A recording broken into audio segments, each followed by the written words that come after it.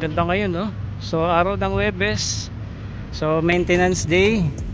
So inaano lamang yung mga buhangin, ano, pinapatag at kinakayod, ano, kinakalaykay gamit yung makina na yun na naroon sa may building na yan. And tingnan natin tong ano, tong tubig dito, yung dagat, ano, mukhang malakas ang alon ngayon.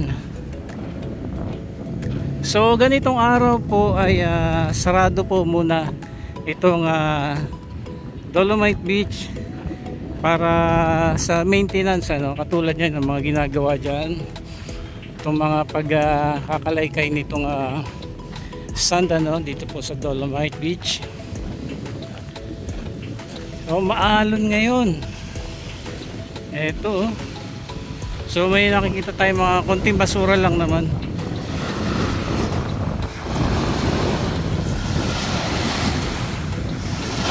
Sa alon.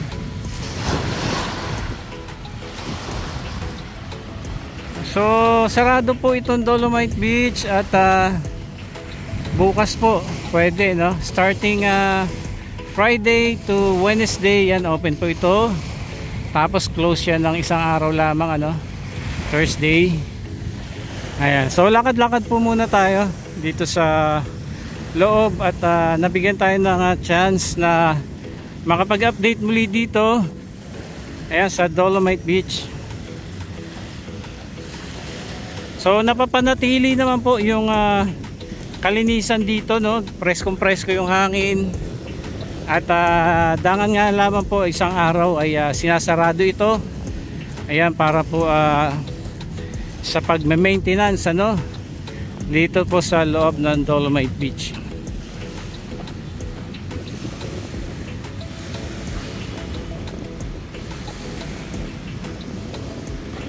Ito yung mga naglalakihang buildings dito. Ito yung Golden Empire. Ito yung parang pinakamataas dito, no? Ito yung Land Bank Building, Diamond Hotel. Ito bagong building ito, no? SMDC Condominium. Tapos yung Grand Boulevard Hotel, ayong kasalukuyang dinidemolish na po. Ayan, I think na bili yata ng ano, waterfront yung lupa dyan, yung area na yan. Tapos siguro panibagong building na yung gagawin dyan na ibang design na pagmamay-ari na ng waterfront, ano, kung di ako nagkakamali. So ito naman po ang mga reclamation project dito po sa Pasay City. Ayan po.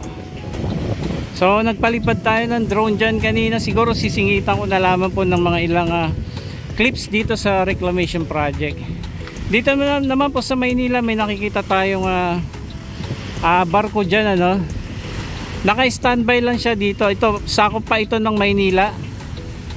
Kaya lang ay hindi pa po natin alam kung kailan po uumpisa o mag-uumpisa pa ba para sa reclamation project dito sa Maynila. Kasi dito sa Pasay City, dalawang project, ano, yung naaprubahan at kasulukuyang ongoing po yung operation, while dito naman po sa Maynila naka-standby mode po muna at abang-abang po tayo ng mga updates kung magpapatuloy pa yung mga reclamation project dito po sa Maynila along Manila Bay. Ito lamang po yung Hotel H2O. Lagi po tayo dyan nag-update kapag mayroong mga warship na bumibisita dito sa ating bansa, especially from America, from Japan, Australia. Kikita po natin yung mga warship na mga sumusuporta sa ating bansang Pilipinas. Ayan, lakad-lakad po tayo. Ito po yung Mandamos Agencies Office. At ito yung ano, isasabi ko kanina ng makina, no, yung parang traktora. Kumbaga sa bukid ay kinukultivate itong ano, itong buhangin dito para ano po, maging buhaghag, and at the same time yan pumatag po yung ano, mga buhangin dito sa loob ng Dolomite Beach.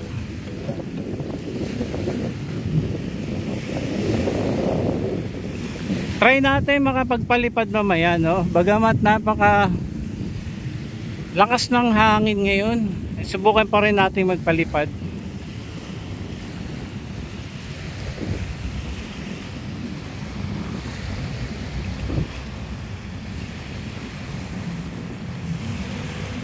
Yung amoy ng simoy ng hangin napaka-presko.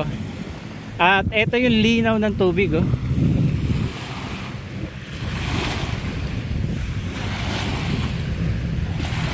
Ayan, oh, linaw, oh. Sarap maligo. Kaya lang ay hindi pa po pwedeng paliguan, ano, itong dagat dito. Dahil minomonitor pa po yung quality ng tubig. Dahil hindi pa siya nakaka-reach doon sa ano, no, sa quality o kalidad talaga ng dagat upang mapaliguan ito. Pero malaki na po binaba nito kahit papaano. From millions ano, sa coliform level ay ngayon po nasa thousands na lang po yan. Pero inaantay pa po mag 100 to 100 milliliter. Ayan yung coliform level dito. Yan sa Boracay, ano, within 6 months ay naibalik po yung talagang quality ng dagat para masabing ano na po, swimmable ang Dolomite Beach. Talagang yung transformation nakakatuwa po talaga, no? Sa administrasyon ng Pangulong Duterte, yan naayos po at naibalik sa ganda, no, ang Boracay. At ito po ay pinipilit na maisaayos din, ano, at nawa, sabi nga by 2028 ay mapapaliguan na itong ano, Manila Bay. Sana nga po, ano.